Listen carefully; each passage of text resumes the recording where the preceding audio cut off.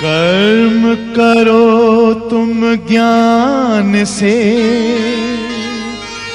श्रेष्ठ ज्ञान है धर्म। कर्म योग ही धर्म है, धर्म योग ही कर्म। नंद किशोर सिंह इंटर कॉलेज रामपुर माझा Ghazipur UP board online class में आप सभी का स्वागत है। पिछली कक्षा में हम व्यंजन के वर्णों के बारे में जाने।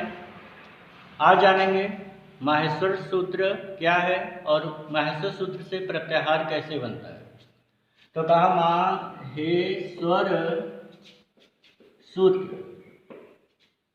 माहेश्वर सूत्र के बारे में पढ़ाने से पहले ये बताना चाहते हैं कि माहेश्वर सूत्र की उत्पत्ति कहाँ से हुई है और कैसे हुई। तो कहा कि ऐसा माना जाता है कि पाणिनि मुनि के तपस्या ने जब तपस्या किया शंकर भगवान का, तो शंकर भगवान प्रसन्न होकर के नृत्य करते हुए इनके समीप आते हैं और अपने डमरू को 14 बार बजाते हैं और उस डमरू के ध्वनि से 14 ध्वनि निकलता है और वही माहेश्वर सूत्र कहलाता है। और जो है कहा कि माहेश्वर सूत्र, तो कहा कि आपसे प्रश्न जो पूछेगा वह आपसे पूछेगा कि माहेश्वर सूत्र की उत्पत्ति कहाँ से हुई है।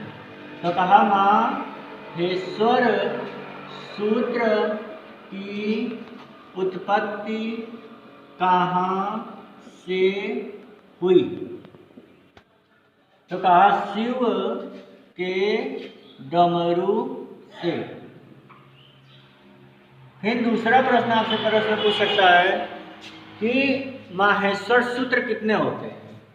तो कहा माहेश्वर सूत्र कितने होते हैं। तो कहा 14। तो माहेश्वर सूत्र कितने होते हैं? 14। और अगला प्रश्न आपसे पूछ सकता है कि माहेश्वर सूत्र का दूसरा नाम क्या है। तो कहा माहेश्वर सूत्र का अन्य नाम है पाणिनि सूत्र,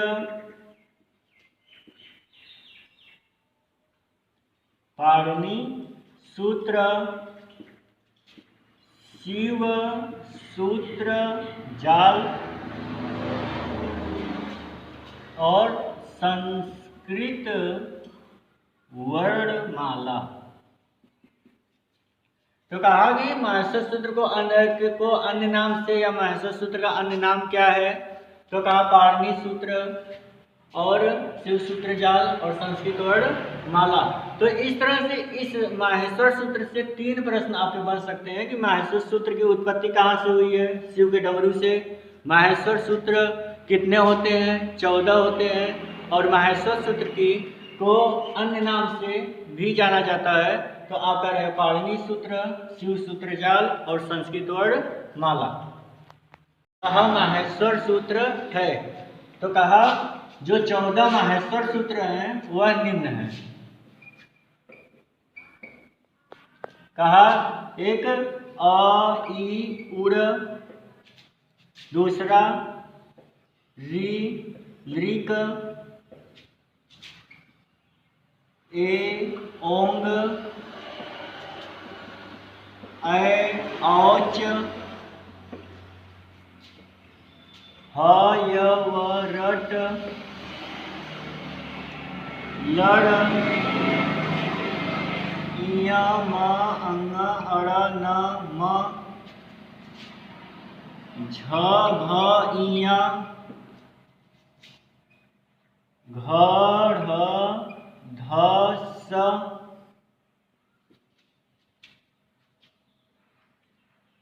ज ब ग ड़ द स,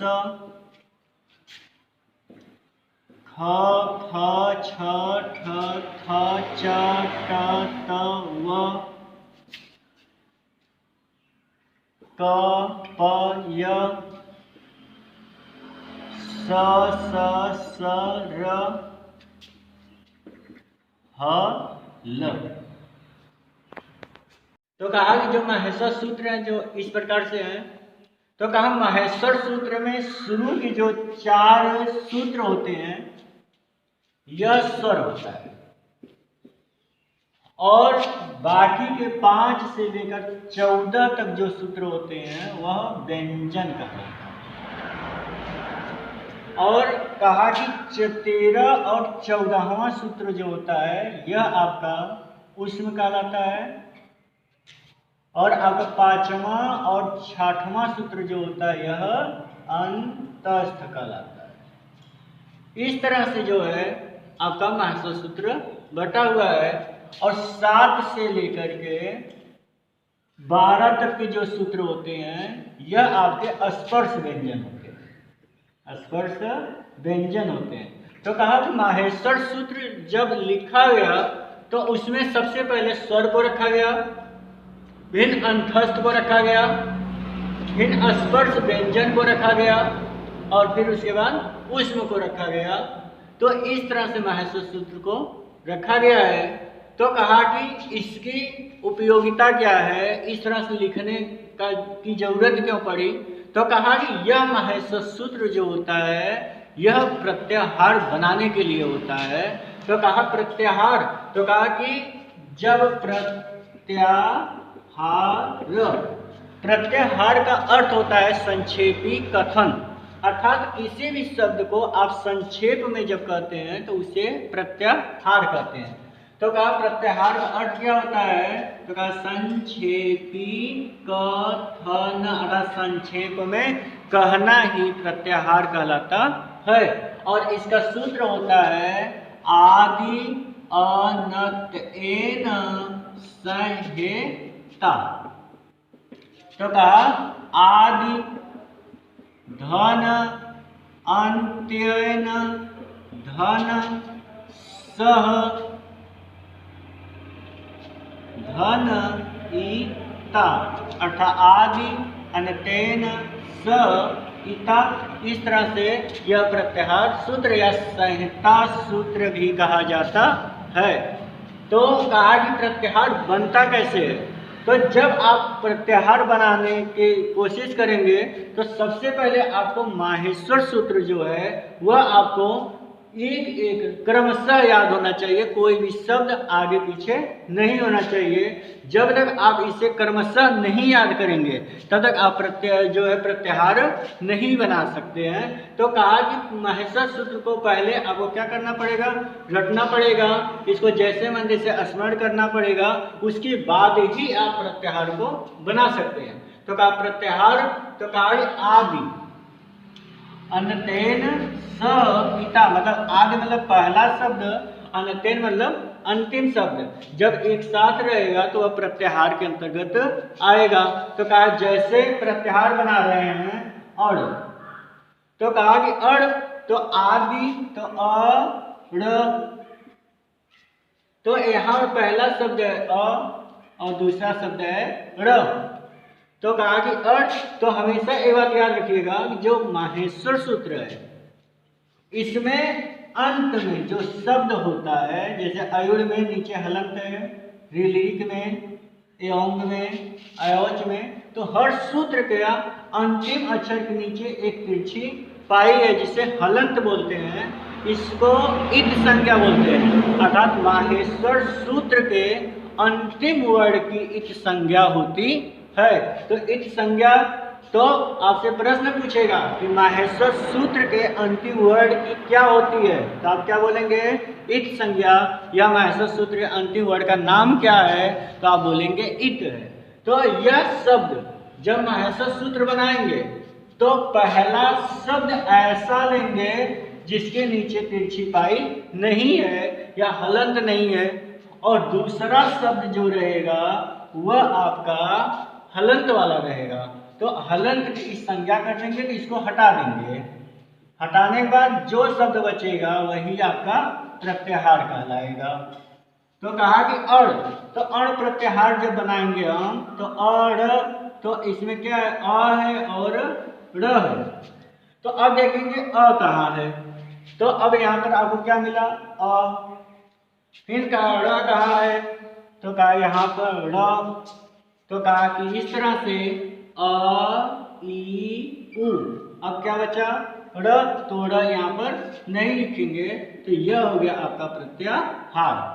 इसी तरह से अ क, तो अ है, तो कहा कि यहाँ पर अ है। अब दूसरा शब्द क्या है, क है, तो देखिए क आपका यहाँ पर भी है और क आपका यहाँ पर भी है, तो लेकिन हमको दूसरा शब्द लेना कौन सा है, तो कहा कि जिसमें हलंत नहीं है, तो कहा कि देखिए इसमें हलंत नहीं है, इसको नहीं लेंगे। अब एक बचा क ए, तो इसमें हलंत है, तो इसी को लेंगे।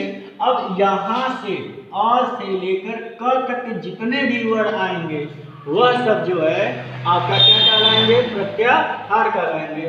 तो अत, तो का अ ई उ, तो अड़ा की इस संज्ञा हो जाएगी, फिर बचा री ली और क की भी इस संज्ञा होगी। इस तरह से अप प्रत्याहार के अंतर्गत अ ई उ री और ली आएगा। इसी तरह से अ च, तो अच में अब क्या होगा, तो अ से लेकर के च तक के वर्ड जो है आपके क्या होंगे, अच। तो का अ ई उ री ली ए ओ ए औ, ये आपके अच के अंतर्गत आएंगे। अब अच के अंतर्गत अच प्रत्याहार जब हम बोले, तो अच में जो है देखिए आपके सभी स्वर आ गए। तो जब स्वर संधि पर आ रहे थे तो उसमें कहे अच का जो है स्वर संधि का दूसरा नाम अच संधि भी है, तो वह इसीलिए कहा गया क्योंकि स्व अच के अंतर्गत पूरे स्वर आ जाते हैं, इसलिए स्वर का दूसरा नाम अच भी कहा जाता है। उसी तरह से ह ल, ह ल, तो कहा कि ह यहाँ है और ल यहाँ है, तो ह और ल एक साथ जब ये क्या कर रहा है, व्यंजन, तो कहा पूरे व्यंजन जो होते हैं वह हल प्रत्याहार के अंतर्गत आते हैं, इसलिए हल प्रत्याहार को जो है व्यंजन भी कहा जाता है, व्यंजन का दूसरा नाम हल। हल के अंतर्गत जो है संपूर्ण व्यंजन आता है, तो इसलिए हल का दूसरा नाम व्यंजन भी या व्यंजन का दूसरा नाम हल होता है। तो आपसे प्रश्न पूछेगा कि स्वर का दूसरा नाम क्या है, तो स्वर का दूसरा नाम अच, और हल का दूसरा नाम व्यंजन या व्यंजन का दूसरा नाम क्या है, हल। तो कहा कि स्वर कितने होते हैं, तो आप हमेशा याद रखिएगा संस्कृत में स्वर जो होते हैं वह 9 होते हैं, और व्यंजन कितने होते हैं, तो कहा कि व्यंजन जो होता है वह 33 होते हैं। या आपसे प्रश्न अगर पूछेगा कि अच प्रत्याहार के अंतर्गत कितने वर्ण आते हैं, तो आप बोलेंगे 9, और अगर पूछेगा कि हल प्रत्याहार के अंतर्गत कितने वर्ण आते हैं, तो आप बोलेंगे 34।